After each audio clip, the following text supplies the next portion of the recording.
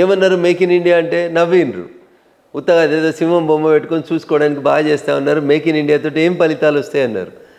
ఇవాళ పక్కనున్న దేశం కొనుక్కొచ్చింది చైనాకి వెళ్ళి కొనుక్కొచ్చుకున్న డూప్లికేట్ మాల్ అయితే మన దేశం మన సైంటిస్టులు మన రక్షణ రంగ నిపుణుల మీద ఆధారపడి కాంగ్రెస్ హయాంలో 46,000 కోట్లు ఉన్నటువంటి రక్షణ రంగ ఉత్పత్తుల్ని ఇలా నరేంద్ర మోడీ గారి నాయకత్వంలో 2025కి వచ్చేసరికి 1,27,000 కోట్ల రక్షణ ఉత్పత్తుల్ని మనం చేయగలిగినాం. వివిధ దేశాలకు మనం ఎగుమతి చేసే స్థాయికి ఎదిగినామంటే this is the greatness of our honourable prime minister Narendra Modi గారు.